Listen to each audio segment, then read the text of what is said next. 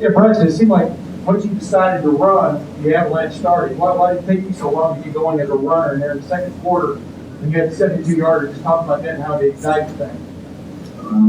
It's kind of the ball to Carlos. He's the running back on the team, so my chance to get the ball, I'm trying to make something happen.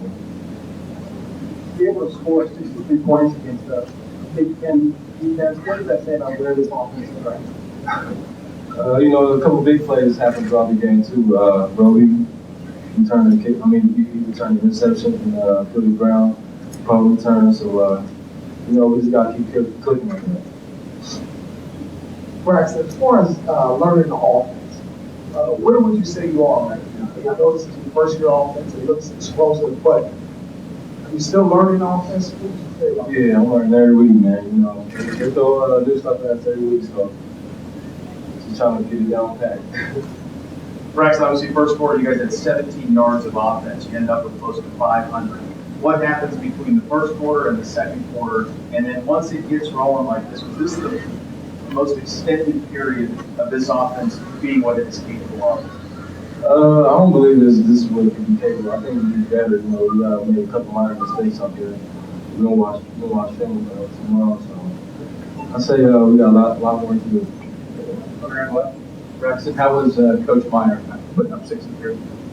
What we put up, he like, how we supposed to put up again? So it was a lot.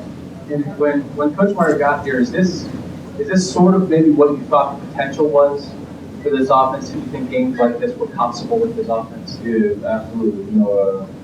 All the things that we do on offense is it's a lot different than regular offense. But I always imagine some type of thing. Braxton, it was the biggest crowd in the history of the stadium tonight.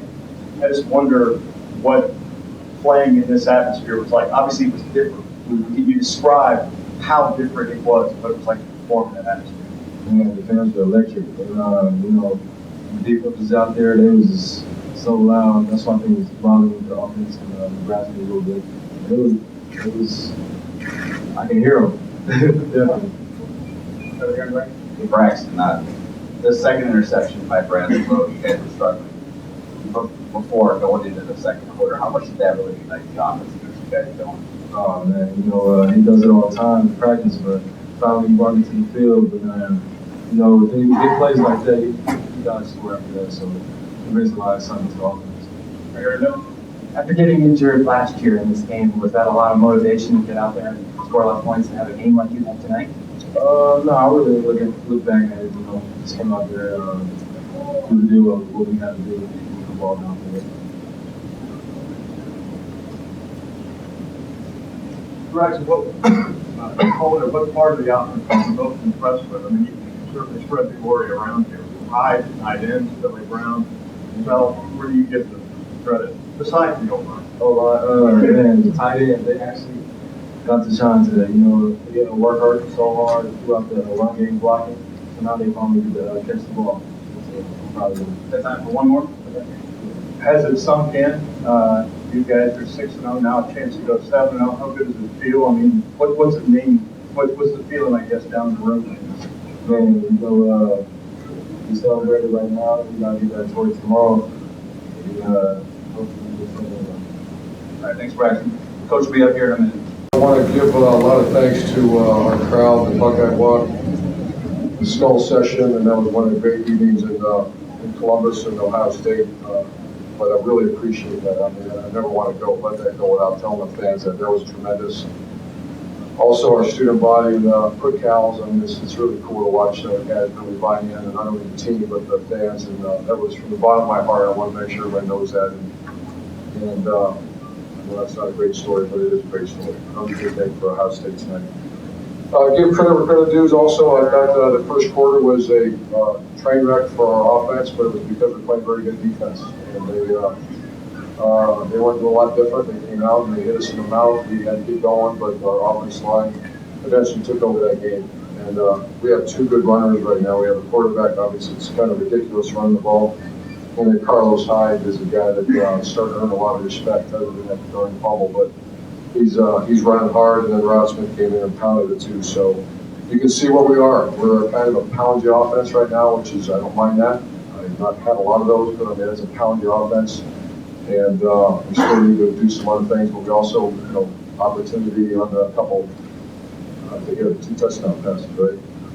Just 1 touchdown pass, but another one right down to the end zone. Defense, we can get a lot better. Created some turnovers, we can still get a lot better. I'm pleased with their effort, but we all know that you can't give up those kind of yards and that kind of points and win the game. But they fed off each other, and this team's buying in, and they're doing a good job. Far right, over here, Clay. 10 minutes today, it was terrible. And I didn't feel like we were blocking them. I didn't feel like they were kind of defeating us at the line of scrimmage, but that changed.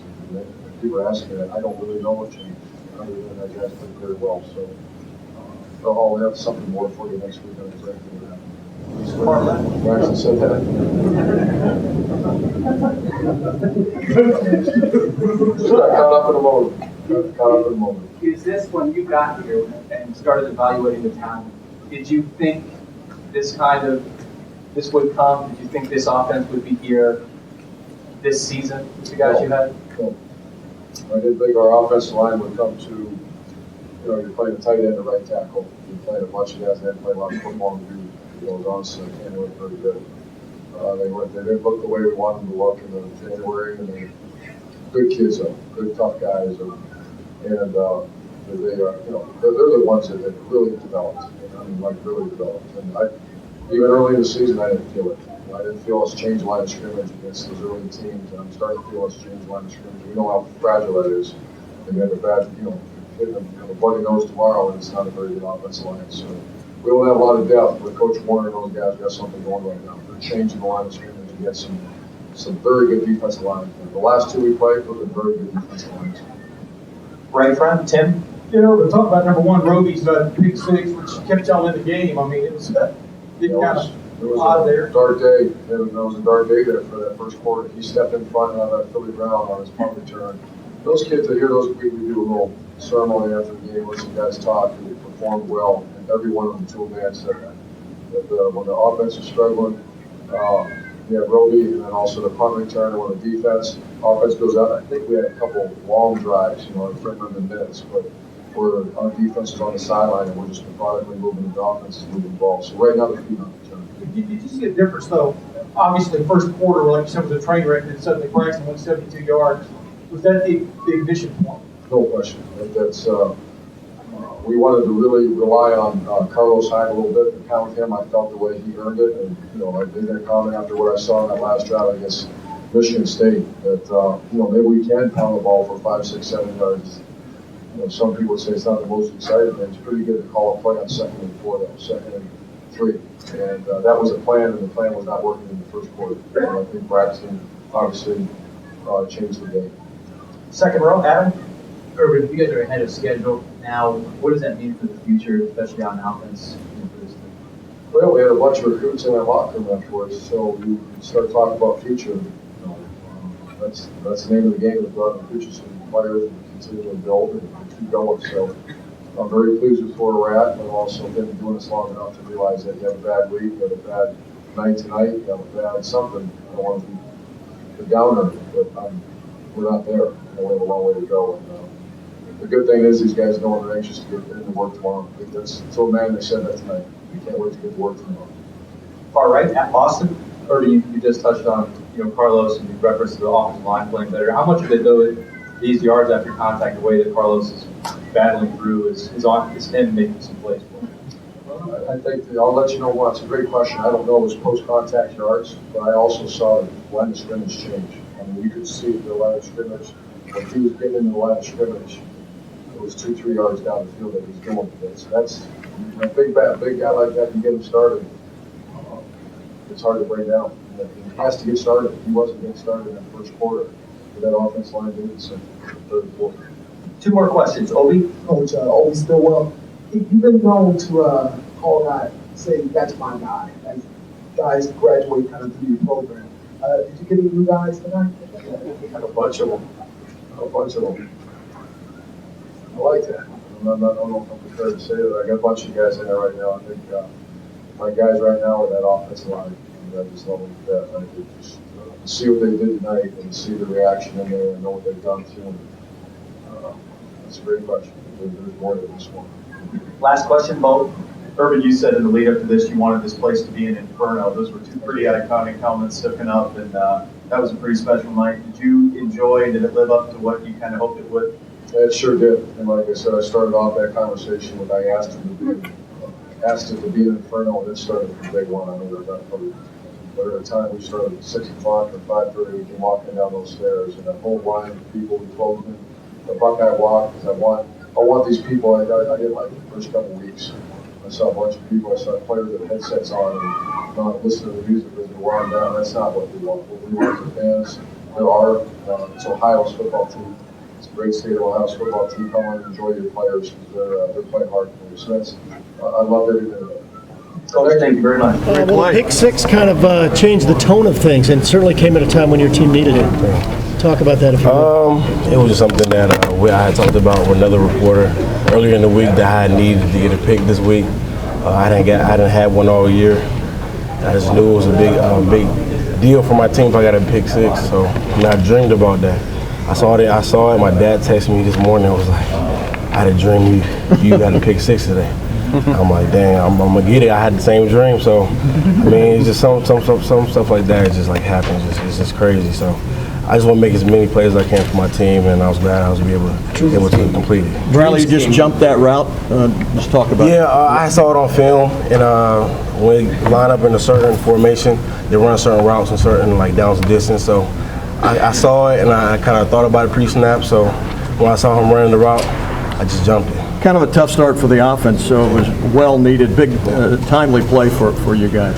Like I said, I try to do as much as I can in any way that I can to help my team. I want us to win every game, so I felt like if I play good and I make plays, then we're going to win. So. Impressed by your offense tonight?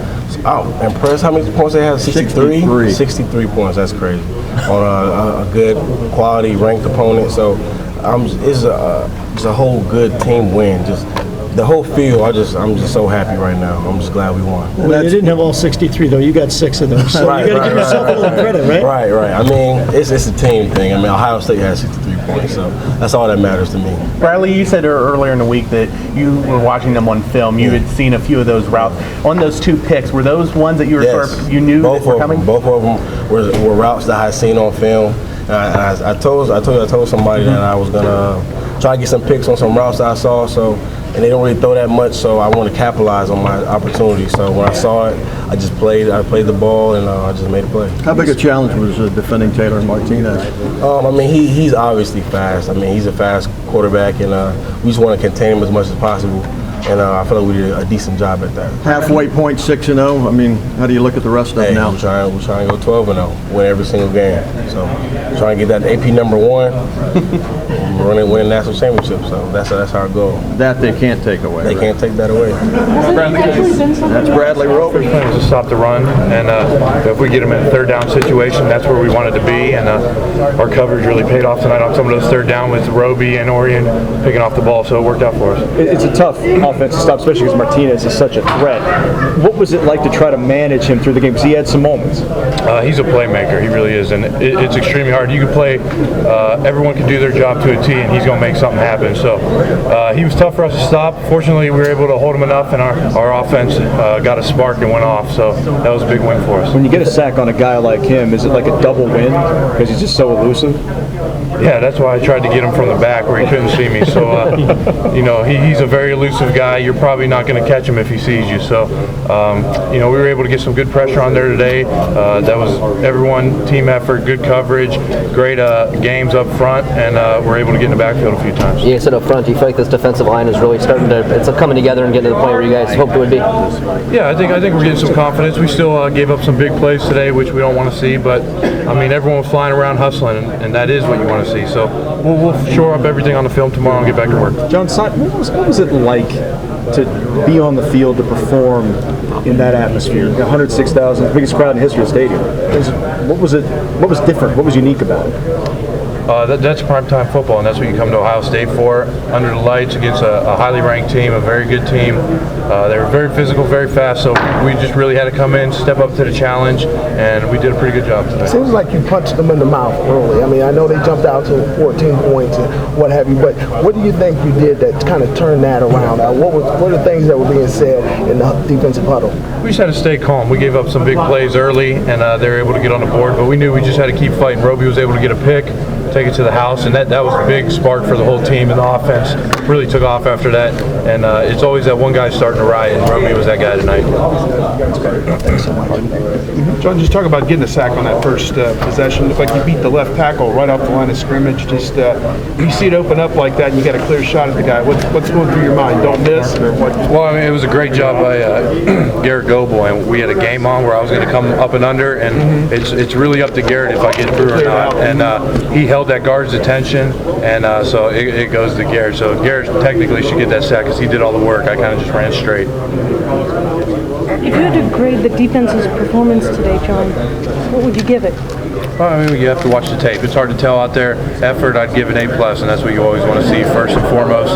Guys were flying around playing as a team, playing for each other, and we got the win. That's the most important thing. Have you heard the crowd that loud before? They were very loud today, and they get us very fired up. So anytime that crowd makes some noise, we play a whole lot better. So it was nice to see that tonight. They were really into the game, and it showed on the scoreboard. Are you kind of getting to the point where you're getting the stops when you need them? Is that kind of what this defense is right now? We're just going out there and playing every snap, and what happens, happens. So if something bad happens, we just have to handle the adversity and stay calm and go back out, and the next play is the most important. If we're doing well, we just have to keep being consistent and do everything we can to keep it that way.